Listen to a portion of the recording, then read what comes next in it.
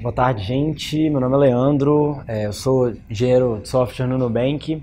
Eu estou aqui para falar não exatamente o que você deve fazer ou não em relação ao seu CI, ao seu CD, como buildar. É mais uma história mesmo do que a gente fez, o que deu certo, o que não deu, o que a gente se orgulha, o que nem tanto, mas mesmo um relato da nossa historinha e como que tudo aconteceu. Bom, eu trabalho no squad de build release, como está escrito aí.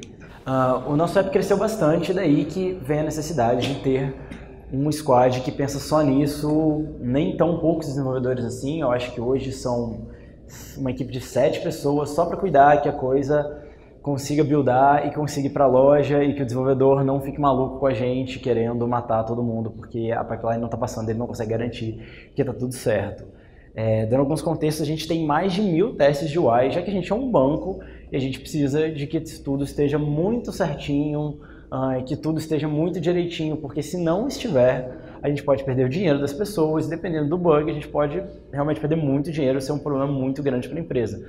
São milhares de testes unitários, esses são mais fáceis de administrar, claro, eles rodam na JVM, são mais ou menos 15 desenvolvedores para cada plataforma, e 30 de React Native, então são mais ou menos 60 pessoas comitando em repositórios para a gente poder fazer a administração disso e para que o aplicativo chegue na loja. Então isso acaba gerando vários problemas, não só do teste ser flake, às vezes tem muita gente comitando na mesma coisa, PR demais, você tem que dar rebase demais, gera um monte de problema que para tratar acaba não sendo muito fácil. E como que a gente fez, como é que foi a nossa história? No início de 2017, o nosso aplicativo estava mais ou menos no seguinte cenário, 40 a 50 minutos para você fazer um clean build, claro que não na sua máquina, no CI, você demorava mais ou menos 1 hora dos testes unitários, mais ou menos a 4 a 5 minutos de testes unitários, mais 15 de um único flavor, e 2 horas demorava no nosso CI, ou seja, entre eu ter um feedback do tipo, olha, tá passando, eu posso mergear, tá tudo certinho, ou eu mergeei e não tá quebrado, eu posso continuar na minha próxima feature numa boa, demorava muito tempo, que obviamente pode não, prejudicava a performance do pessoal. O que a gente resolveu fazer então? Desculpa, só complementando, e era um único projeto, um grande monolito, enquanto ele ainda era um bebê, foi possível que ele ainda fosse assim. E aí, no início de 2017, o que os engenheiros resolveram fazer? Nem precisa se dar ao trabalho de tentar entender esse slide, a ideia dele é que seja difícil de entender mesmo, com um monte de dependência que a gente resolveu fazer. A ideia é, vamos criar módulos. E aí a gente meio que empolgou e criou muito módulo.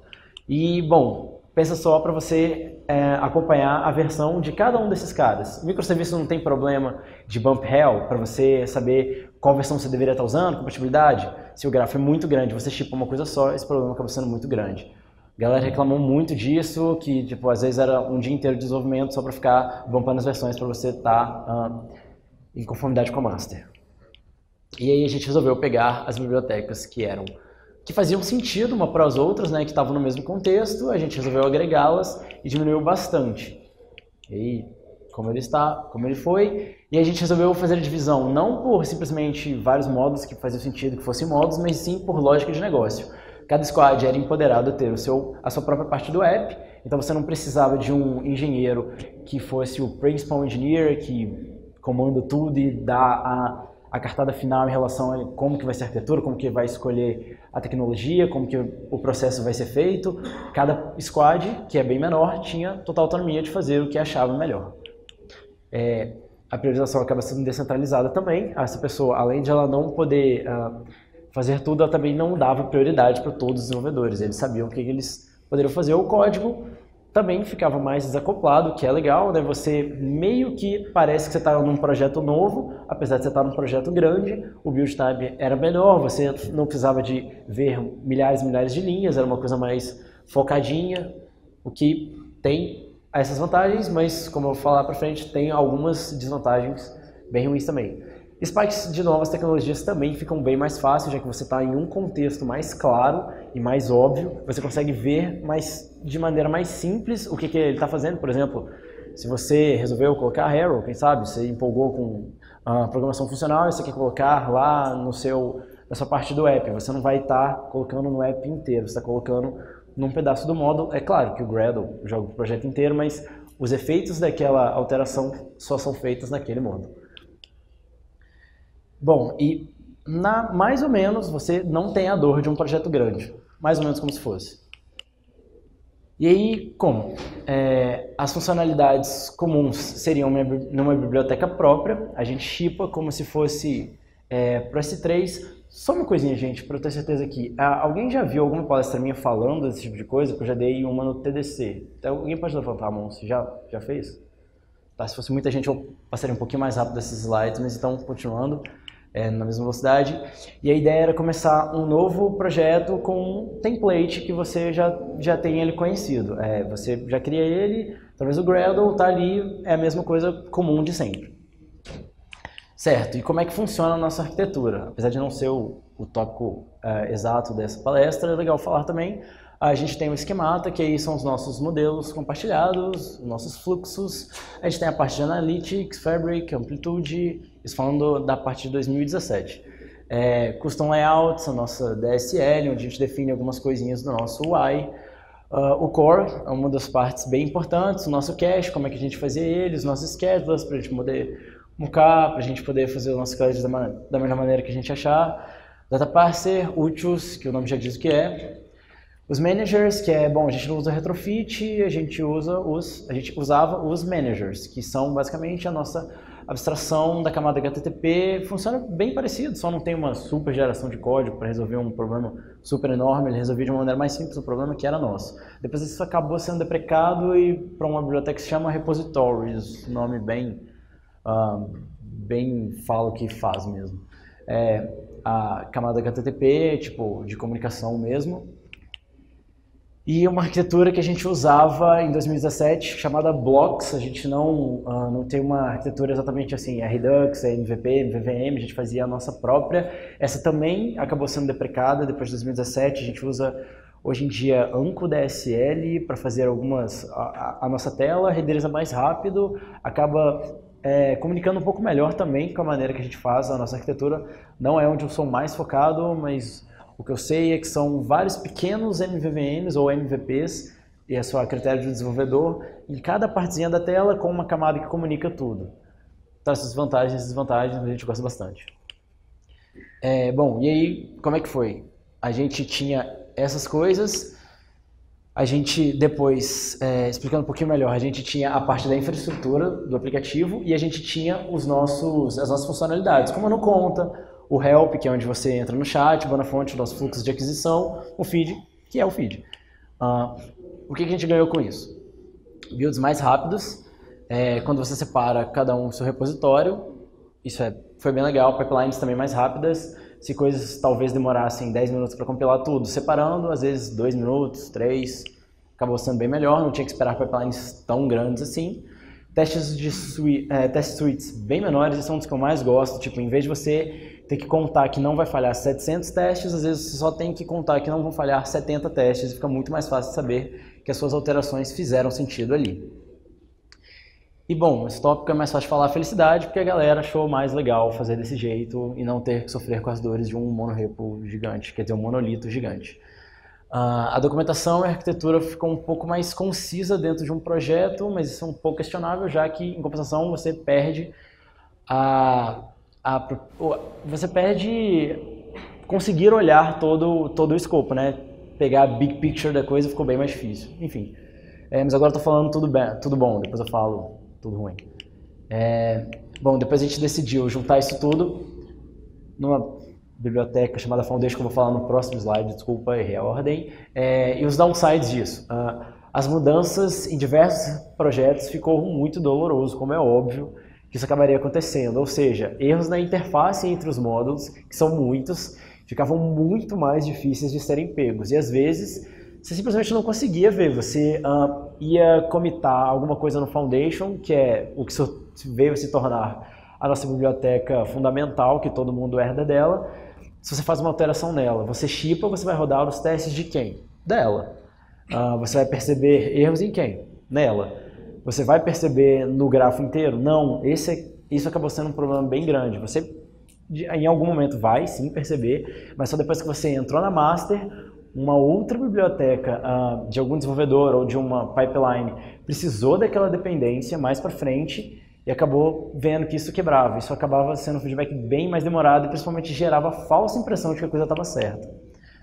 A comunicação com a squad também fica mais difícil, o que causa mais burocracia na parte de você ter reuniões para você falar o que está todo mundo acontecendo, já que você não consegue ver o código inteiro sendo mudado.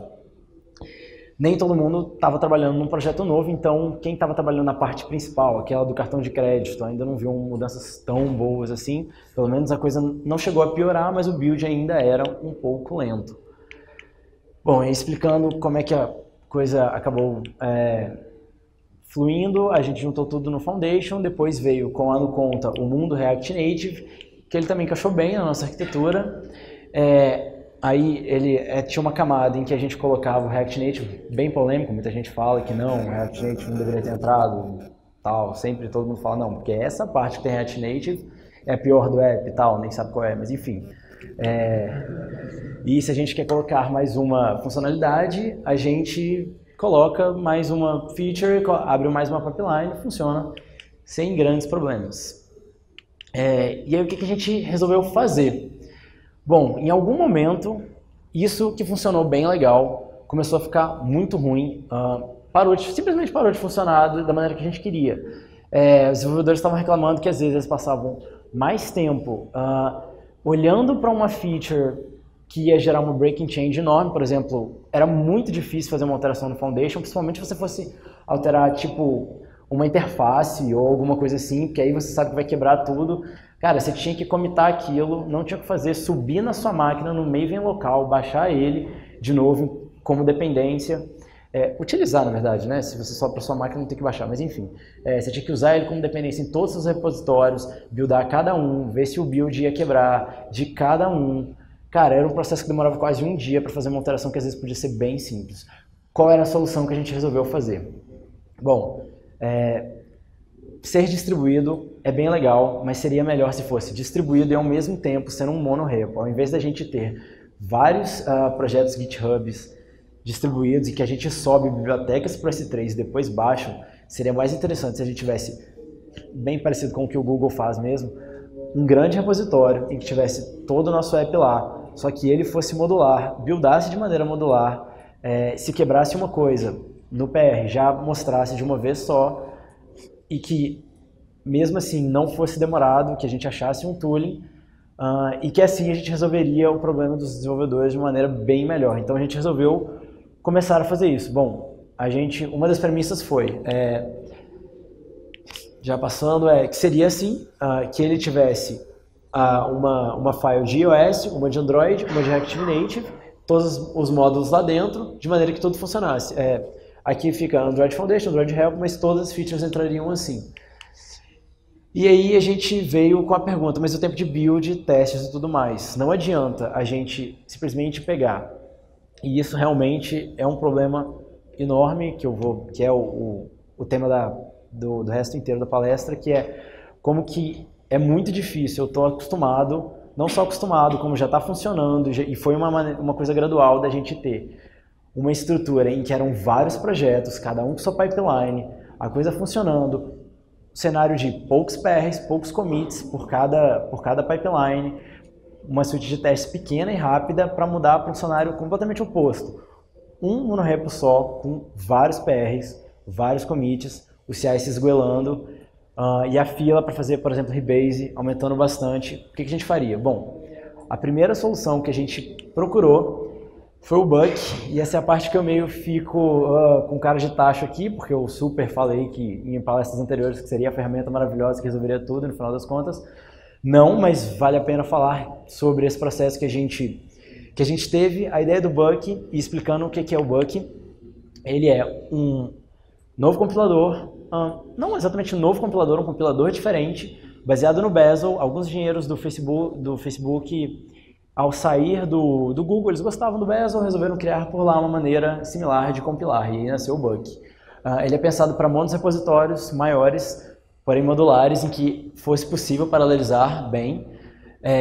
O cache dele é bastante agressivo, e realmente a gente percebeu, tipo, o jeito de compilar foi muito mais rápido, e o ganho de performance acaba sendo bem grande. Essa parte a gente gostou bastante e, bom, resolvemos utilizar e fomos tentando. Pequeno problema, a configuração dele é tipo isso aqui, um arquivo Python gigante, que você pode ou configurar na mão. A parte legal fica muito, a superfície de contato aumenta, então você consegue ver o que está acontecendo, mas o lado ruim é você ter que colocar cada dependência sua na mão. A gente depois utilizou um plugin do Gradle chamado OKBuck, desenvolvido pela Uber, que acaba interpretando o seu Gradle file e jogando tudo para esses arquivos, criando para você mesmo. Mas isso é mais um framework para dar bug. Bom, como é que foi? Ele vale a pena para apps modulares, que era o que a gente tinha, então parecia uma ideia muito boa. Kotlin e Swift não eram ABI stable, o que acaba fazendo com que ele fosse um pouquinho menos performático em relação ao cache do que Java, por exemplo, mas na prática ainda assim valia bastante pena. Builds eram bem mais reproduzíveis, bem menos mágicos. Realmente, uma vez que você conseguia buildar, não tinha essa coisa de você subir uma versão ali, quebrou tudo do build, igual às vezes acontece com o Gradle, acontecia mais antigamente do que agora. O OKBuck ajuda bastante, era muito bom. Agora o suporte ao Kotlin ainda era um bebê, nem existia quando a gente começou a usar. O Thales, que é um ex-engenheiro do Nubank, junto com alguns outros engenheiros de Square, de outras empresas, enfim, se juntaram num PR ali, fizeram um suporte ao Kotlin no Buck, foi bem legal, deu suporte à linguagem e a coisa fluiu, e durante o tempo foi bem legal. Mas e na prática, como é que foi? Bom, à medida que a gente foi evoluindo, a gente achava que quando um módulo compilasse, os outros logo iriam. Isso não foi muito verdade, a gente demorava. A partir do Foundation, por exemplo, a gente fez ele funcionar para partir até o final, às vezes demorava bastante, mas principalmente o Buck foi pensado para o desenvolvimento do Facebook, e para eles realmente é muito bom, eles já tinham o monorepo, coisa que a gente não tinha, e eles faziam em Java também, e eles não tinham que shippar várias bibliotecas, vários AARs, que eles iam baixar depois. Por exemplo, o Buck não sobe o POM, então na hora de baixar você não conseguia utilizar por causa que você precisava dessa dependência. A gente até chegou a dar suporte a isso, posteriormente deu um problema de testes de integração com o Buck, porque de novo ele não foi pensado da maneira que a gente faz. Como a gente tem vários pequenos módulos, a gente tem vários samples desses pequenos módulos onde a gente roda os nossos testes de integração. A ideia dele é que você gerasse um APK ao final e você testasse esse APK. Aí você ficava fazendo vários pequenos APKs e testar essa estrutura. Bom, e aí, uma escolha até que mais óbvia, a gente simplesmente resolveu testar. Algum dia, um engenheiro do nosso squad resolveu falar, mas a gente testou de verdade o Gradle, a gente comparou direitinho e viu que a performance era diferente. A gente respondeu que sim, não, comparamos, a gente viu que era muito diferente, o Buck era bem melhor. Ele viu, não, mas tem certeza? Será que a gente comparou e tal? Será que a gente pode olhar de novo? Tá bem foda o Buck. Beleza. Testamos de novo, ligamos o cache distribuído do Gradle, fizemos um tuning dele e esse engenheiro ganhou. No final das contas a gente comparou e viu que o Buck, sim, era mais performático, mas não chegava a ser relevante. E que no final das contas, na minha humilde opinião, o que realmente ganhava passava a não ser a estrutura super legal que o Buck tinha de compilação, e sim o cache distribuído, que é uma ideia muito boa mesmo, tipo você cachear o seu build em alguma máquina, principalmente se for em memória para você baixar mais rápido. Eu acho que principalmente se for numa coisa que você consiga baixar mais rápido, no nosso caso fica na Amazon mesmo, isso aumenta muito o poder de build seu. A gente fez um clean build para testar, se eu não me engano, deu algo entre 8 e 9 minutos. A gente fez um clean build com os dois. Foi mais ou menos parecido. Com o Buck foi tipo 8 minutos, com o Gradle 9, coisa assim. E com o cache distribuído, eu acho que os dois igualaram, se eu não me engano. O Gradle e o Buck foi mais ou menos 1 minuto e meio, 2 minutos, então assim foi tipo, sei lá quantas vezes melhor, tipo umas 3, 4 vezes melhor. Foi muito bom, a gente acabou decidindo, então, bom, vamos usar o Gradle, que já funciona. Além do mais, isso pode ajudar a gente a escalar bem melhor, para, por exemplo, não ter mais tanto problema de tooling com o React Native. Se a gente quiser colocar Flutter, é uma opção, já estava sendo bastante falado. não ter que fazer ele buildar também com o Buck e já pegar o suporte que já é built-in do Gradle. Uma coisinha que a gente acabou fazendo, que não daria para ser feito da maneira usual, é que, bom, o Cache Distribuído já te provê uma imagem, você vai lá no Docker Hub, baixa ela, sobe nessa estrutura e já sai usando. A gente não fez isso porque essa imagem não aceita JWT, como é um banco, tem que ser tudo bastante protegido. A gente fez uma imagem nossa, um cache distribuído nosso, esse baseado no Buck. A gente fez um plugin também que a gente alterou. A gente, por sinal, deve liberar isso open source. Não sei dar prazo, mas estamos insistindo lá para liberar isso, para a gente poder usar a JWT com o cache distribuído do Gradle. Bem bacana. Bom, e agora isso é o que a gente fez mais para frente, que foi o build. Agora voltando um pouquinho no tempo, não dava para só mudar o processo atual. A gente tinha que fazer igual o cachorrinho e ser muito esperto e virar o gravetinho, porque só fazer o build ser mais rápido não seria suficiente. Que era uma coisa que a gente já via acontecer, dando conta que tinha alguma coisa parecida com o monorepo, a gente foi ver e haviam outros problemas a resolver além do build, que era um problema grande, mas outros problemas apareceram à medida que a gente foi resolvendo o problema do build. As pipelines passaram a ser muito mais longas, já que eu não testava, mesmo dando para paralelizar, eu não testava uma coisa só, ficava mais caro rodar os nossos testes e é necessário um momento de transição. Bom, o momento de transição era mais fácil, a gente chegou a fazer tudo ser buildado com os dois projetos ao mesmo tempo, tanto o Buck, tarará, ninguém usou, então não adiantou, a gente resolveu fazer um momento de transição, em vez de fazer tudo ser buildado ao mesmo tempo e depois virar a chave, a gente foi um de cada vez para tentar mitigar o problema. Certo, mas qual eram os problemas que a gente haveria de ter antes de encarar o projeto todo com o monorepo? A gente tinha esse cara aí. Dá até uma vergonha de falar, mas a gente usava um device farm in-house com um monte de fio cabuloso passando para tudo que é lado e uns devicezinhos que a gente tinha que tomar conta. Graças a Deus não é mais assim, a gente foi lá nos testes. Parece que é muito fácil simplesmente falar, pô, mas por que vocês usavam? É só não usar. À medida que os nossos testes rodaram nele, a gente acabou mais ou menos se acostumando a ele. Certas constraints que tinham aqueles devices, a gente simplesmente achou que não, é isso mesmo, os testes estão passando. Mas fato é que quando a gente mudava para o Firebase, tinham alguns problemas de bloqueio, algumas coisinhas assim, alguns testes por algum motivo sombrio, tipo, que eram muito mais flake no emulador, não era ali, meio que esquentou o pistão do device e ele começou a passar e depois a gente consertou para ele de fato passar sempre. E uma coisa é que a gente não conseguia migrar para o Firebase por uma premissa muito básica. O nosso test suite era tão grande que não dava para o Firebase nos atender. Então a gente teve que usar uma ferramenta que eu falo num slide posterior que eu falo. A gente primeiro mudou para o Firebase, viu que não dava e depois a gente foi para o Flink. Cara, se você não conhece a biblioteca, conheça. Ela é muito boa, ela ajuda a gente demais. O que ela faz? Ela pega toda essa suite de testes do Expresso e basicamente paraleliza e sobe em pequenos pedacinhos para o Firebase para você. Cara, isso ajuda por 1 milhão de motivos. Se você não usa, por exemplo, o Android Orchestrator, que é aquela feature bem legal do Expresso, que ela começa e mata um processo para você toda vez, só que acaba deixando a coisa bem mais lenta, já que você está toda vez subindo e matando um processo.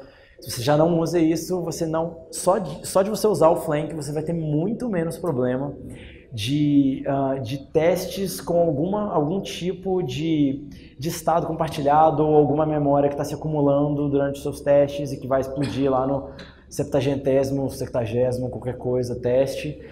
Ele já rodava só, por exemplo, batches de 20 testes, então era muito mais fácil de passar, a coisa fluiu bem melhor para a gente. Isso é um exemplo de como é que ele funcionava. Basicamente, acho que é bem simples de entender. Em vez de ele ter feito um carinha aqui, ele fez um monte pra gente, todos de uma vez. Isso aqui foi um comando só no nosso CI. Vocês podem ver que eu acho que essa imagem não prova muita coisa, porque 5 dias poderia ter sido várias vezes, mas enfim, todos rodaram ao mesmo tempo. Acreditem em mim, eu não estou mentindo.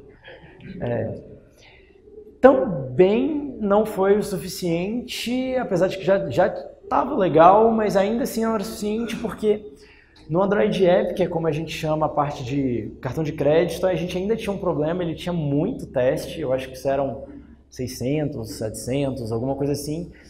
E, cara, a gente rodava o teste, mas de vez em quando sempre tinha aquele miserável que uma a cada 10 vezes falhava, só que era ruim, ter que trigar, beleza? Ter que trigar 700 testes de novo, principalmente porque a gente está pagando para o Firebase Test Lab um negócio que a gente já sabe que passou. A gente fez uma pequena mudança que é essa pipe aqui, dado a como o GhostD é implementado, a gente sempre faz ela passar, só que ela joga todos os testes que falharam para o S3, eles são baixados na pipeline de testes que falharam e a gente repete só os testes que falharam. Obviamente que se nenhum falhou, a gente só passa de novo essa pipeline, ou seja, se eu for retrigar alguma coisa, eu estou mais desesperadinho para passar isso, e a gente também tem que ser pragmático às vezes com os desenvolvedores, a gente só vai retrigar um teste, assim eu posso garantir assim, olha, eu retriguei e passou, eu não acho que seja uma falha, porque se fosse seria consistente, sempre falharia, eu acho que esse teste é simplesmente uma flakiness, vamos olhar, vamos colocar aqui, anotar que a gente vai ter que dar uma olhada nele. Bom, e aí esse último mês, como foi até essa última semana, a gente fez uma mudança num pedaço do grafo, finalmente os desenvolvedores começaram a usar depois de bastante tempo, ainda que antes era possível buildar a estrutura inteira, e mudanças, breaking changes, como no nosso Foundation, elas ficaram bem mais fáceis quando a gente fez o processo de transição e buildou tudo com bug. No final das contas, a gente viu que os desenvolvedores não usavam o bug quando era uma questão opcional. Se você desse o Gradle, mesmo que ele demorasse um pouco mais no processo antigo, e você desse a possibilidade de você ver toda o build de todo o grafo, no final das contas, os desenvolvedores mais utilizavam o Gradle, mesmo que ele demorasse um pouco mais do que a gente viu. Então não dá para fazer desse jeito, a gente tem que fazer, na verdade, aos pouquinhos. A gente pegou 4 pedaços do nosso grafo e resolveu trazer eles para lá. Os PRs, obviamente, tiveram... Desculpa, gente, minha garganta está um pouco ruim. Os PRs tiveram que ser congelados nesse dia. Basicamente, a gente falou, galera, se você tem um PR aberto, você fecha agora ou nunca mais vai fechar esse PR, porque essa pipeline vai sumir, vai ir para um monorepo, onde tem a coisa toda. A gente shippava todas as nossas bibliotecas com a mesma versão para o S3, o processo não chega a ser tão diferente, mas você encara tudo como a mesma versão. A parte ruim que é diferente do processo anterior, não tem volta, isso não tinha como fazer. A gente até manteve, sim, os projetos do GitHub lá, caso por algum motivo a gente quisesse voltar, mas na prática não tem volta, porque a gente não voltaria 2 semanas de trabalho para voltar para o processo antigo, já que commits foram adicionados e fazer uma portabilidade disso seria bem ruim. E uma coisa que a gente viu que é uma dor que a gente teria pegado caso fosse desde o início assim, que era commit demais, sendo acrescentado todo de uma vez. A questão eram mais ou menos 15 desenvolvedores de cada plataforma, 30 desenvolvedores ao total, desculpa, errei o número, 30 desenvolvedores comitando e abrindo PR no Minimeta Repo, que era tanto de Android quanto de iOS, com um adicional de que a gente teve um bugzinho no GhostD, que ele não fazia o roteamento, fazia o whitelist pra gente, do tipo Android ativa Android, iOS ativa iOS, o iOS ativava todos, todo mundo ativava todo mundo. Quebrou muita coisa, os desenvolvedores ficaram loucos com a gente, foi uma situação bem foda, porque realmente foi commit pra caramba e acho que a conclusão foi, se você vai ter um processo de transição que não é gradual, se prepara, porque vai doer, e o que a gente fez em relação a isso? Bom, a gente olhou, o GhostD atende a gente, será que é um problema nosso ou a gente está usando um CI que não foi feito para isso? O GhostD é uma ferramenta bem legal, resolve muitos problemas do Nubank, a gente conta com ele para muita coisa, mas a gente conta com ele para como o nosso processo foi pensado no back-end, ou seja, vários pequenos microserviços, cada um deles tem um GitHub próprio, cada um tem uma pipeline própria. para fazer isso com o GoCD não dava muito bem. Ele foi pensado para Trunk-Based Development. Eu não sou um super especialista nisso, mas ele não espera que você tenha 1 milhão de PRs sendo concorridos. Se você tem, ele normalmente pega só o último commit do último PR e simplesmente ignora os outros que você teve. Você acaba gerando um subproblema. A gente analisou que para resolver isso a gente teria que fazer assim um super caminho bem fora do que ele foi planejado. A gente resolveu então tentar outros CIs. Hoje a gente está avaliando o Jenkins, a gente ainda não tomou nenhuma decisão do tipo vai ser esse mesmo. A gente também testa o Concourse, falei, pronunciei certo, e vendo qual vai ser o melhor. Uma das coisas que resolve bem essa fila para a gente o que eu acabei de falar, que resolve bem para a gente é um carinha chamado BORS, B-O-R-S-NG, Next Generation, porque ele foi pego de uma versão mais antiga. Um dos nossos engenheiros gosta muito de Rust. Ele deu uma ideia de que, bom, lá eu acho que eles devem ter muitas pessoas comitando juntas, você deve ter muitas pessoas tendo que dar merge com a master o tempo todo. Então, o que ele faz para você? Você abre um PRzinho e você nunca vai mergear ele na master. Quem vai fazer isso é o BORS para você. O que ele faz? Ele pega a sua branch, joga para staging, pega a master, joga para staging também, uma branch de staging que ele mesmo cria, ou você cria, ele vai gerenciar para você. Não só a sua branch, ele pode pegar mais de uma, ele testa tudo ali para você. Qual é a vantagem disso? Se teve um desenvolvedor miserável que não mergeou com a master e depois fez todos os testes rodarem no PR e mergeou com a master depois, você não tem garantia que aquela pipeline de PR realmente é válida, porque você não testou o que viria a se tornar o código depois que você mergeasse. Nesse jeito, sim, já que você mergeou a master, você basicamente em staging, no momento em que o BORS entrasse, você vai ter o resultado final e você vai testar ele. Então você pode mergear isso na master de uma vez só, hein? Você também não vai precisar ficar toda hora, que é uma coisa que a gente chegou a ter, essa seguinte situação: eu abro um PR, espero tudo passar, alguém mergeou na master na minha frente. Então eu dou um rebase, meus PRs têm que rodar tudo de novo para dar o approval, e aí nesse meio tempo alguém mergea na master de novo e eu jogo a master de novo para minha branch, e isso pode ficar acontecendo em ciclo até você perder, sei lá, 1 hora de trabalho. Bom, e ao final de tudo é isso. Não tem uma conclusão do tipo, cara, façam exatamente assim, porque assim super vai funcionar. Como eu disse, é mais um relato, a gente ainda está brigando muito com isso. É um projeto enorme, acho que o mais difícil da minha carreira toda, a gente já está há vários meses. E, cara, toda vez, eu acho que o interessante desse projeto é que toda vez que a gente acha que vai resolver o problema do tipo, pô, se a gente resolver o build, resolveu o problema. Não, se a gente resolver o CI, resolveu o problema. Não, às vezes o desenvolvedor também tem que mudar o mindset. Não.